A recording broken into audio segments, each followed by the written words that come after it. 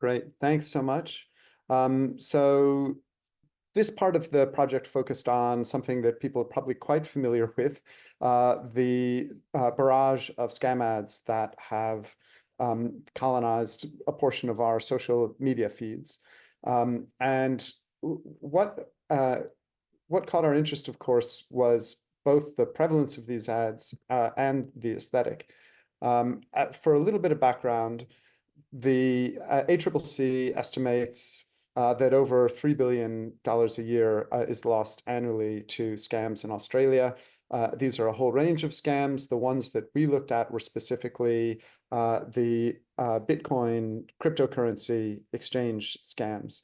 And that's in part because we got quite interested by the prevalence of these ads in our data set and the strange aesthetics of them that you've probably encountered, the kind of Photoshop advertising and the use of celebrities, obviously without their permission, and the fake news site and news logos. So you'll see there's the ABC news logo up in the corner. Often they'll use the font that and the logos of real news outlets to draw people in to claim the legitimacy of the products that they're selling. And what we were interested in was both, we wanted to do a little bit of a deep dive into how the Facebook pages end up serving these types of ads, as well as into the type of response that we've seen from Meta's Facebook in responding to these ads. And so one of the things that we did was try to trace back where the ads were being served from. And one of the things that we discovered was that a lot of the ads are served off of hacked accounts, often an account that somebody creates. It could be a band, a small music label, a politician that creates a Facebook page for a certain purpose and then maybe neglects it, doesn't pay attention to it when the candidacy is over, et cetera. And then these pages get hacked, and we'll find ads being served from other people's pages. Also, there are a range of fake sites that are put up, maybe fake news sites or fake music promotional sites that become the dummy sites off of which the ads are served. And we did a fair amount of work trying to go back to see how close we could get to the folks who had put these pages up and where they're based. And they all seem to be using, and a lot of these seem to be conducted by the same organization. They're using untraceable accounts that allow them to create web pages that anonymize themselves as the basis for creating these accounts. So not particularly surprising in terms of how these are set up, but of course the accountability mechanism it falls heavily on Facebook in terms of being able to identify and remove ads that violate their policy. What happens in practice, as we found out, also through some collaboration with the ABC on the reporting that they have done around this, huge thanks for their work on the scam ads and for some of the work that Casey has done and other reporters there, that Facebook often, when the scam ads are drawn to their attention, will say that they don't violate their terms of service, which is strange because they do. And often they don't take it down unless they get media attention for them. So the ABC documented a case where an individual complained about a scam site and Facebook said, this doesn't violate our terms. Then the ABC asked them about it and Facebook immediately took it down. So what seems to be happening is that there is significant economic incentive on the part of Facebook to allow these ads because all of these ads serve paid advertising.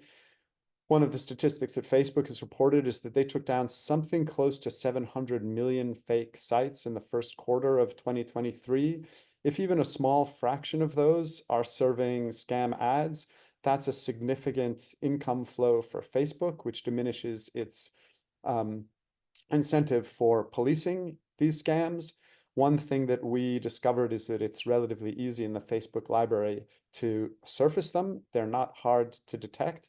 All you have to do is to put in place some of the search terms that appear in any one of these ads, because they repeat the same format over and over again. And even if they're served off of different pages, you can easily detect the ads. The fact that Facebook is not taking them down seems to indicate not a lack of technical capability, but a lack of economic and political will to take it down. One of the things that we did discover, and Casey did a piece on this, thanks Casey, is the way in which these scams are localized. So in Australia, we have local Australian public figures and celebrities and business people who are featured in the ads. Around the world, similar scams, or perhaps the same scam, it's hard to tell because they use different names for the exchanges, but they all use the same format. Pick other local celebrities in different countries, Germany, France, Italy. They pick the equivalent of who, Koshi might be in Australia, or Gina Reinhardt, and they find the local equivalents and use them in the ads. So we're talking about a global scale phenomenon that's extracting large amounts of money from folks who are taken in by the scams. We did some demographics based on what we were able to get from the ads that we collected. And one of the things that you see is that in terms of targeting, it's disproportionately folks in the 55 to 64 age range, at least in our data set, who were targeted with these ads. We also found disproportionate targeting of male users.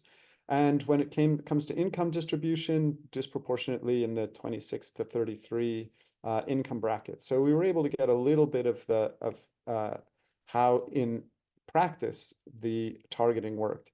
It doesn't always necessarily indicate that that's specifically what the advertisers had stipulated, because Facebook's algorithms also distribute ads according to past behaviors on the part of users. So if a similar ad performed well, time to wrap up, Mark.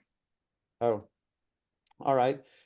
So to wrap up, we were interested in the way in which the ads themselves aligned with certain forms of conspiracy theory aesthetics, in terms of the fakery of the ads and the kind of clumsy photoshopping that took place. A couple of takeaways. One is AI plays a central role and will likely continue to play a central role. Sorry, I've been deprived of my last slide. Thank you. One of the AI has been used to not only generate text for these ads, but to generate websites, so that if you search the company or the cryptocurrency exchange to find out whether it's legit, search engine optimized AI generated text has been used to direct you to web pages that tell you that these are legitimate and useful and you can make money off of them. So it's a little bit of clogging up the search engine space.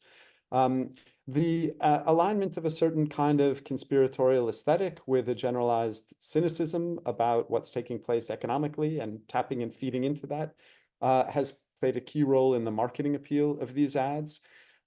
There is a huge need for accountability tools and regulation.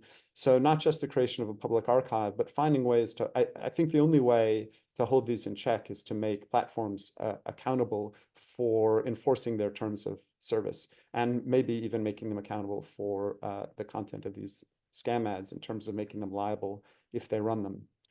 And I'll turn it over now to Cesar.